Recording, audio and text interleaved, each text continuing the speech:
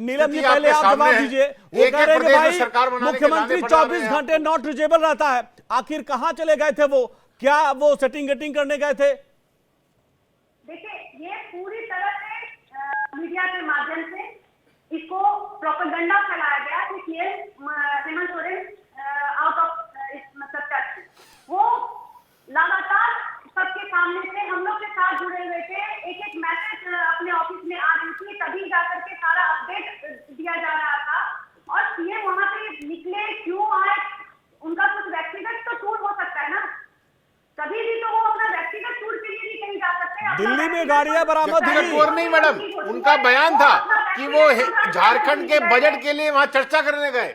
भाई झारखंड के बजट के लिए चर्चा दिल्ली में होगी क्या? और 24 घंटे अनट्रेसेबल होके हुई क्या? ऐसा कौन सा आत्ममंथन चल रहा था? जवाब दे दीजिए, सार्वजनिक चैनल पे जवाब दे दीजिए, सार्वजनिक चैनल पे जवाब दे दीजिए। आपके प्रवक्ता साहब ने बोला था, साहब आपके प्रवक्ता ने कहा कि वो बजट चल रहा है, हम बजट की चर्चा करने के लिए झारखंड के मुख्यमंत्री जो है दिल्ली पहुंचे हैं। अरे भैया, झारखंड का बजट चर्चा करने के लिए, उसका मंथन करने के लिए दिल्ली, ऐसा कौन सा मंथन कर रहे हैं?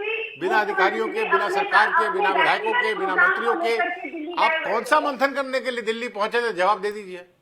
आते ही आपने इस्तीफा दे दिया। ज्योति जी थोड़ा जवाब दीजिए, इसके बाद हम चलेंगे जोशी जी के पास।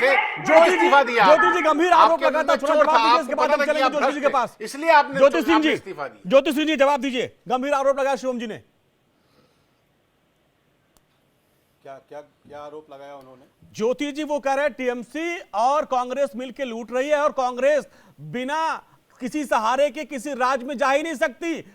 उनको जेएमएम की जरूरत पड़ती है झारखंड में, आरजेडी की जरूरत पड़ती है बिहार में, सपा की जरूरत पड़ती है यूपी में। यानी आप अकेले राष्ट्रीय पार्टी की चुनाव लड़ने की हैसियत नहीं है आपकी।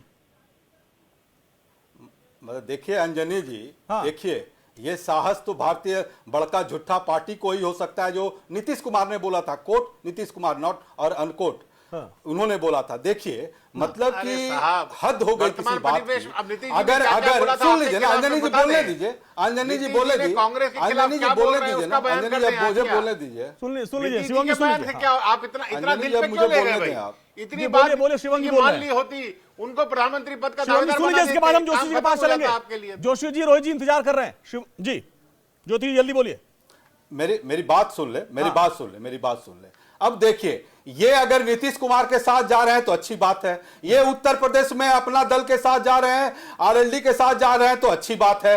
आप हर जगह कोशिश कर रहे हैं, तोड़ तोड़ के जबरदस्ती सरकार को गिरा के अपने पक्ष में लाना चाह रहे हैं, लोग नहीं आना चाह रहा है, तब भी वो अच्छी बात है। लेकिन देखिए, जो स्वेच्छा से जो मेरा नेचुरल अलायंस है, अगर उसमें इनको दिक्कत हो रहा है और आप उसको बता रहे हैं, ऐसे लोगों को क्यों गुमराह कर रहे हैं? आप भ्रष्टाचार की बात किए, अंजनी जी इनके माध्यम से देखिए जो प्रवक्ता बोल रहे हैं, मैं पूछता हूं कि आप बताएं, कर्नाटक इलेक्शन में जब आपके विधायक के आप पैसा पकड़ा जाता है तब आप क्या बोलता है? तब तो आप अच्छे हो जाते हैं। आपके यहां जब आपके प्रेसिडेंट जो बीजेपी के थे उनके यहां पैसा पकड़ा तो वो अच्छी बात थी, सब अच्छी बात थी। आपके हिमंता बिस्वा शर्मा जो पहले आप चिल्ला के बोलते थे लुइस बर्गर केस में, आपके यहां चले आए तो वो अच्छी बात है। आप अजीत पवार की बात, अजीत पवार को आरोप प्रत्यारोप का दौर जारी किया। भुवन जी देखिए, आज प्रधानमंत्री नरेंद्र मोदी ने इंडिया गठबंधन पर जोरदार हमला किया और वो ये कह रहे हैं कि ये भ्रष्टाचार परिवारवाद की जननी है और भ्रष्टाचार ने देश को दीमक की तरह लूटा, उसको मैं होने नहीं दूंगा। यानी इस बार की लड़ाई भ्रष्टाचार और परिवारवाद के खिलाफ है और उन्होंने बिल्कुल फूंक दिया। देखिए, आपके चैनल के माध्यम से माननीय प्रधानमंत्री जी के भाषण को मैं सुन पा रहा था और वो भ्रष्टाचार की बात कर रहे थे और भ्रष्टाचार की भी बात वो लोग कर रहे हैं जो कि भ्रष्टाचार की जननी पार्टी है। और भ्रष्टाचार की जो जननी पार्टी है उसके राष्ट्रीय अध्यक्ष बंगारू लक्ष्मण ऑन कैमरा रिश्वत लेते हुए पकड़े जाते हैं। ये देश ने देखने का काम करा और अभी अभी लूट इनकी खत्म नहीं हुई है, यहाँ तो शुरुआत हुई है। और आदरणीय मोदी जी के अमृतकाल में हमने देखने का काम करा कि चंडीगढ़ में चुनाव में किस प्रकार ऑन कैमरा लोकतंत्र की लूट करने का काम आदरणीय मोदी जी के नेतृत्व में भारतीय जनता पार्टी ने करा। काले धन की बात करी थी मोदी जी ने, काले धन तो छोड़िए, जो भारत का सफेद धन लेकर उद्योगपति मित्र चले जाते हैं। और इन्होंने बात करी थी बेटी बचाओ बेटी पढ़ाओ का, आज क्या स्थिति है। मणिपुर प्रधानमंत्री जी ने गए, मणिपुर में बेटियों को नग्न घूमने दिया जाता है, क्योंकि हमारे हमारे जो प्रधानमंत्री हैं वो विदेश दौरे पर रहते हैं। कभी संदेश खाली पर भी बोल दीजिए, संदेश खाली पर आपने बोला, आज उन्होंने कह दिया कि संदेश खाली पर इंडिया गठबंधन बापू के 3 बंदर बन गया। मैं सर अपने टाइम में, जो समाजवादी पार्टी के टाइम में, मुझे आप डिस्टर्ब करेंगे ठीक नहीं है। बीजेपी को नहीं करते आप लोग, जी मुझे क्यों कर रहे हैं सर? मैं अपना विषय रख रहा हूँ। मैं बेटी बचाओ बेटी पढ़ाओ मेरा शुरुआत हुई है, पहला गेयर लगा है सर। अभी तो कुछ भी नहीं हुआ है। सवाल मेरा बताना चाहता हूं, पहला गेयर निकल गए दूसरे तरफ। जी बोलिए। तो मैं आपकी मनपसंद बात बोल देता हूं सर, अगर आपने तय कर रखा कि मुझे सर बोलिए, जो मेरा सवाल था मैं आपको बताना चाहता हूं। जो वादे किसानों की आय की दुगनी की बात माननीय प्रधानमंत्री जी बोले थे माननीय प्रधानमंत्री जी।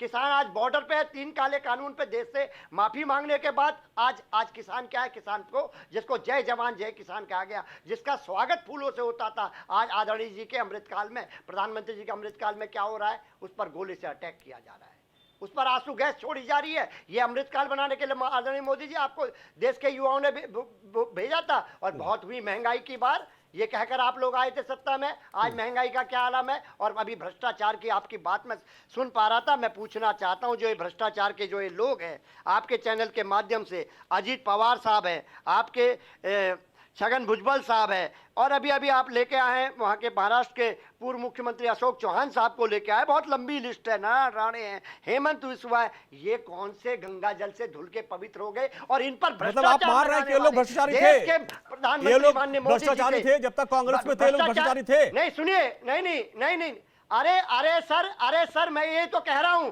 सारे भ्रष्टाचारी तो भारतीय जनता पार्टी के नाव में बैठ गए, जिनको हम नहीं कह रहे थे, ये माननीय प्रधानमंत्री जी कह रहे थे। रोहित जी